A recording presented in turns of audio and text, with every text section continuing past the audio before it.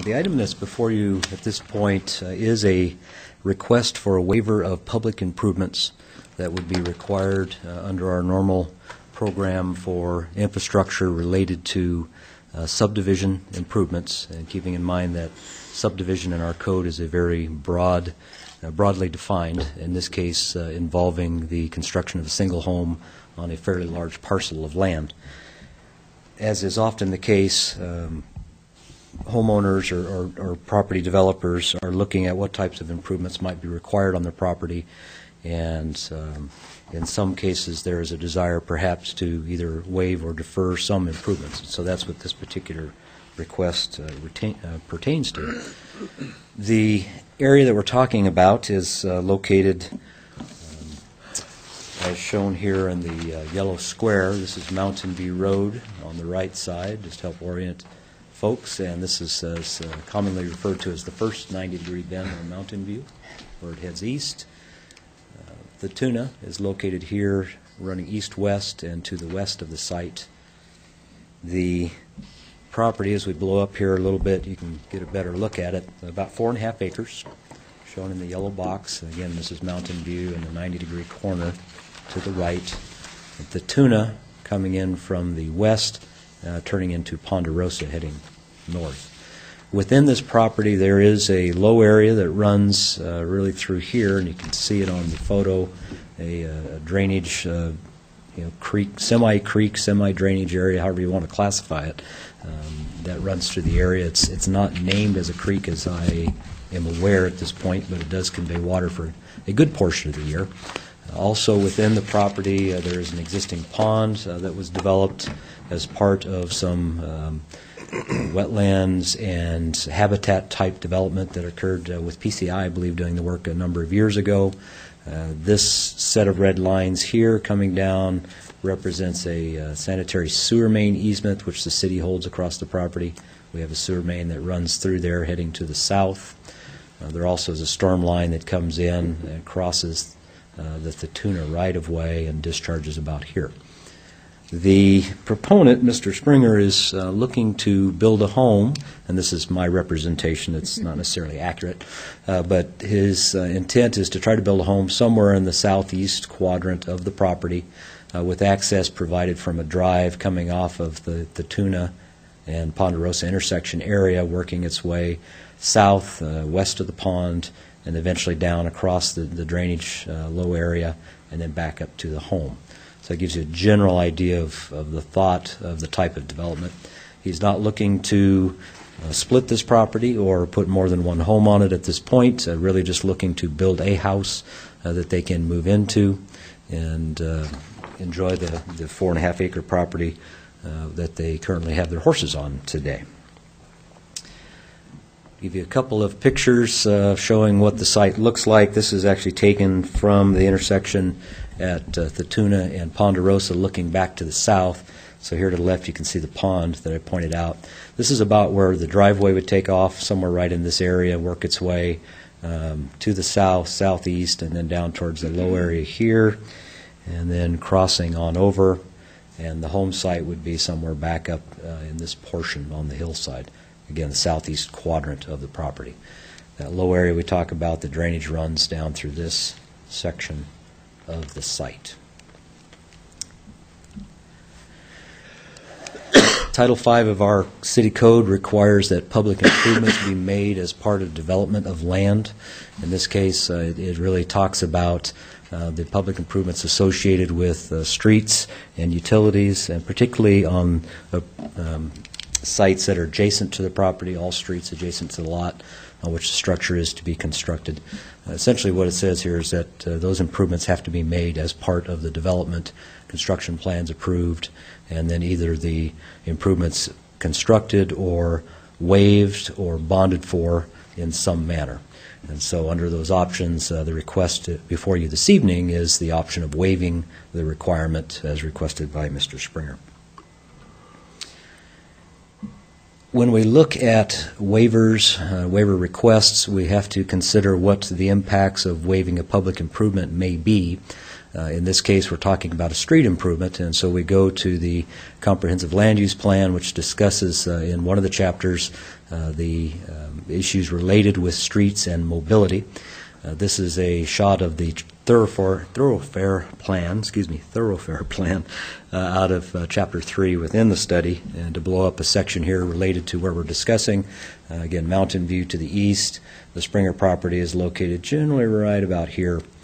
And the comprehensive plan anticipated with this dashed line, or parts of a dashed line, that we should be looking at the possibility of routing an extension of Thatuna across the area under consideration. So as a proposed collector, noted here on the right in the legend, that's what was contemplated with the study. Keeping in mind that the comprehensive plan is a very high-level planning document, it looks in general at overall system mobility and connectivity throughout the city.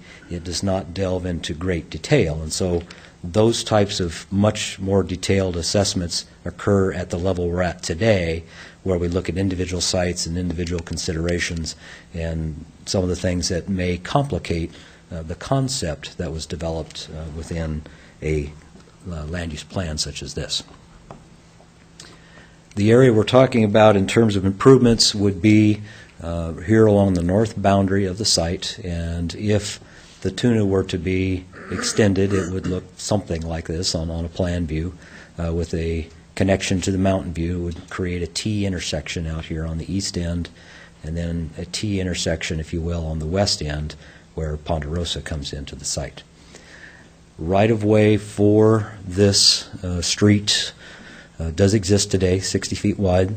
The northerly half of it was dedicated to the city when the subdivision to the north was platted back in the mid-70s. At that time, there was the intent to construct a street here with the idea that it would come down and then turn north and tie into a cul-de-sac just off the screen. That section of the plat was replatted in the early 1980s, and a different arrangement of streets was included in that plat. And so the access to that cul-de-sac came off of Ponderosa further to the north. So the need for that piece of street at that time went away because they accessed it in a different manner. But the north half of the right-of-way was dedicated. The south half was dedicated later, and also in the 1980s, but separately under separate document. And you can see a little bit of the red area here. That designates the south piece that was acquired by the city to complete the 60-foot wide right-of-way section. So it appears, again, we're looking back a couple of decades, but it appears that the intent has been for some time that a road would go through this area. And whether or not detailed assessment in terms of the topography and other issues occurred at that time, we don't know. But it does appear that based on the actions that occurred back in the 70s and 80s, that there was an intent that this road would go through. That's why it is part of the transportation component in the comprehensive land use plan, part of why it's currently in our system. To look at the actual route of the roadway, this again is standing on Thatuna looking to the east. This is Ponderosa heading off to the left. So the street just makes this left-hand corner right at the moment. The right-of-way we're talking about would continue on down through here and up the hill to the top, and the Springer property is located here to the right. Getting a little closer, the grades on this western end are not too bad, actually, in overall scheme of roads. But as you approach Mountain View, you get a sense here of the kind of slope we're talking about. This is actually the backside of the barriers located on that 90-degree corner. We'll go to the top of the hill and turn around. You can see where we've come from, looking back through the barricades and standing behind them. A little better slope on this eastern side, one of the more popular sledding hills in the community, as I understand it. And it is a slope that does create some challenges in terms of road design and road construction. When we took a look at the possibility of a road going through here, and this is where we start to get into the issue of the concepts and the transportation plans and the concepts and the overall review of mobility within the city and connectivity in the city don't necessarily get to this level of detail. This is just a sketch prepared by our assistant city engineer where he took a look at the profile of the ground, and Mountain View would be up in this area, and then you can see the pretty good slope coming down the east side down to the creek bottom, working its way back up to the west where the Ponderosa intersection is located. These different colored lines here represent different types of center line grades, if you will. The blue one at the top would represent a 10% maximum grade, which is our standard for street grade maximum within the city of Moscow. The red one represents a 16% at the steepest point, which is right about here. It's only about 50 or 75 feet long at that grade, then it flattens out to either direction. The yellow, I believe, goes up to a 20%. And just looking at alternatives, this is something that our engineering staff will do in these types of situations. Part of the reason we do this is we want to see what works under the city code or under the the normal design parameters that we follow, and then what other alternatives would do in terms of overall streets, and in this case dealing with fill, because there would be a fair bit of fill involved with this when you consider going from existing ground up.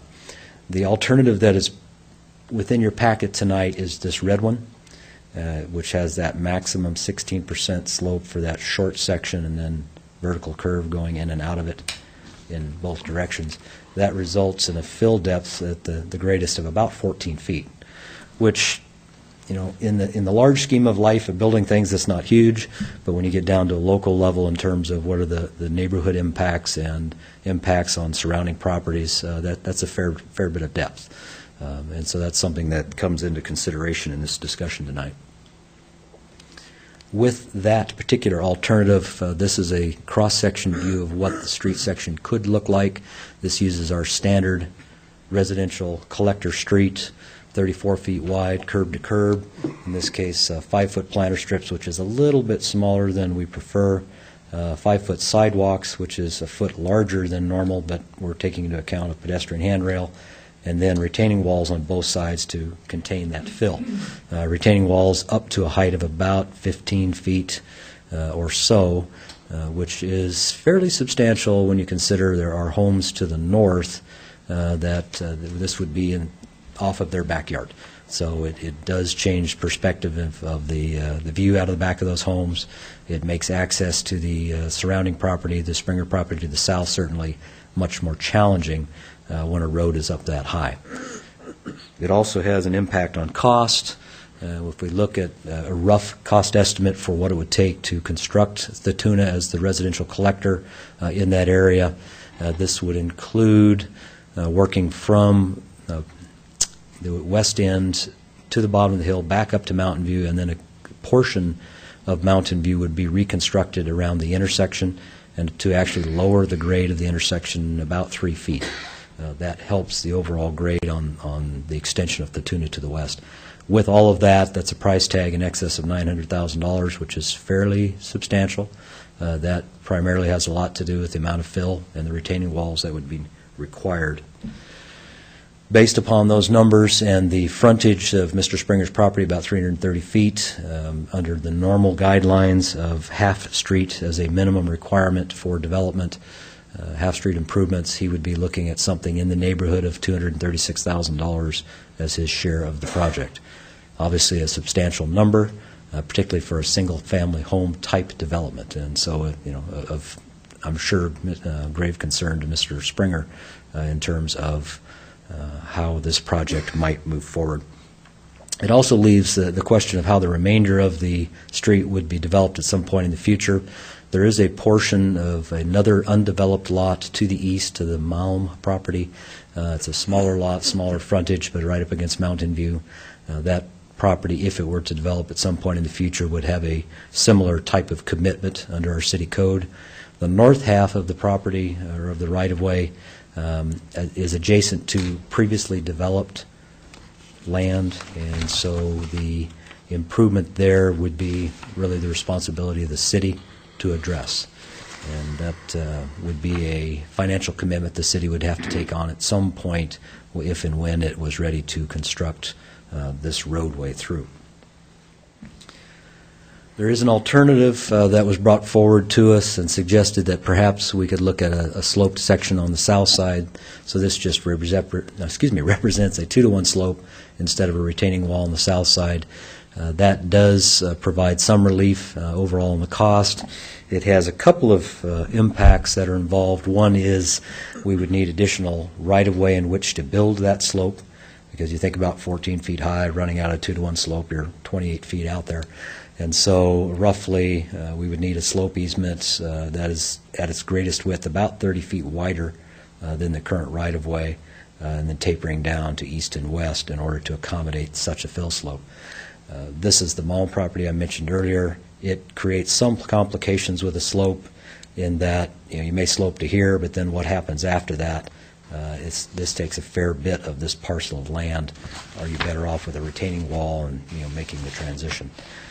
However, this particular option does have the cost savings of roughly $90,000 out of the project share that would be Mr. Springer's. So that brings his numbers down quite a bit. It's still a fair number. All right, based on all of that, we have spent a lot of time looking at this roadway section and the requirements associated with the development within the city and public improvements that are required. Staff has developed some recommendations, and I will go through those at this point. And I do want to say there are a number of different ways to go here. The council can choose to waive the requirements outright in their entirety, if it so desires. The council can choose not to waive those requirements and require that they be constructed as part of the development, and that could be construction up front, or it could be some form of deferral, including bonding or security of some type. There are a couple of other options that we are going to suggest as well. And so the staff recommendations are that we start with some minimum level of construction and really occurring at the intersection of Ponderosa and Thatuna. We would look at a requirement to construct sidewalk where it does not exist off the end of Ponderosa around the corner to the Thatuna alignment, so that there would be a continuous sidewalk working through that portion of the site. And then the driveway entrance to the Springer property, we would recommend be somewhere in this lower left-hand end or west corner of the intersection here.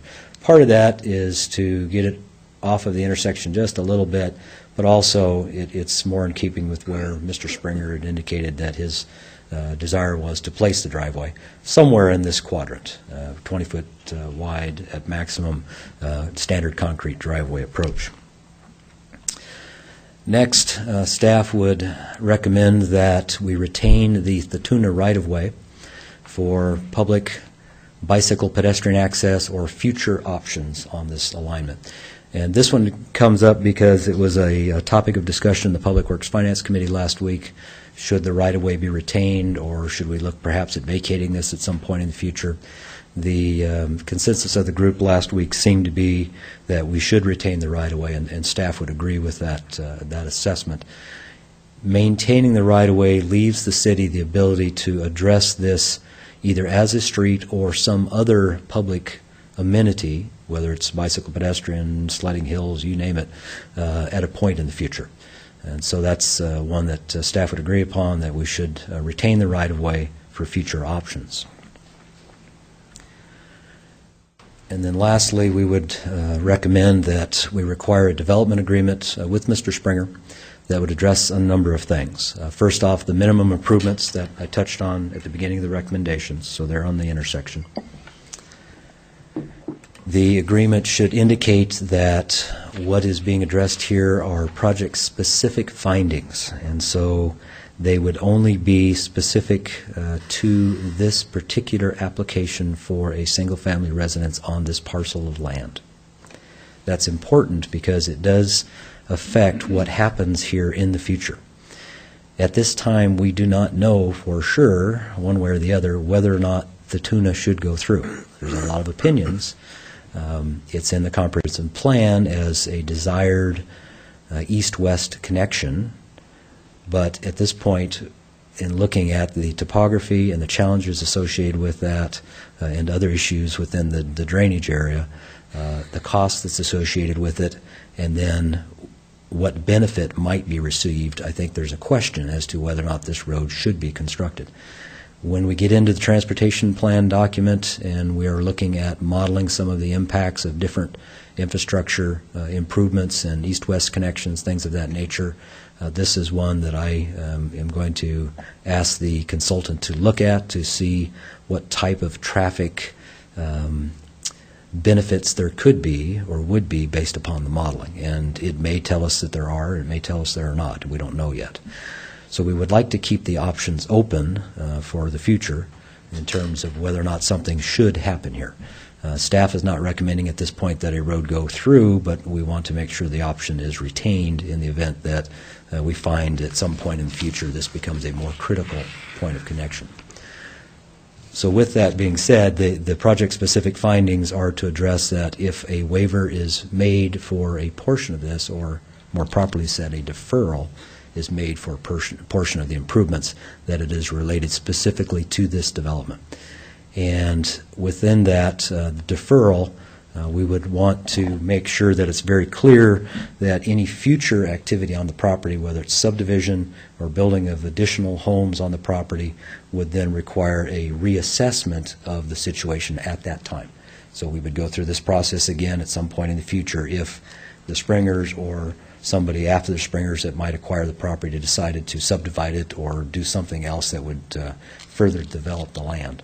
And then we would want to look again at, all right, does it make sense to build maybe a portion of this roadway or perhaps all of it if that is what makes sense at the time. So this would allow us to keep those options open. It makes it very clear to the current owners and perhaps any subsequent owners that this is an issue that has been deferred and that there could be, with future development, a reassessment, or there would be a reassessment, and there could be some additional public improvement requirements at that time. So those are the recommendations of staff, and I guess with that I'll try to answer the questions on this that I can. Thank you, Les. Dan? And Mr. Springer is here as well in case there are questions for the applicant. Les, just for comparison's sake, that 16%, the red slope you had up there, how does that compare to just a couple hills that pop into my head, F Street and 6th Street? F Street taking off down off of Hayes and 6th Street from Adams downhill. Unfortunately, I can't tell you F Street. I don't know that one off the top. 6th Street is 15–16% grade. One of the differences there, though, is that is a much longer distance of that grade. It's a sustained slope, right, whereas this one would be considerably shorter.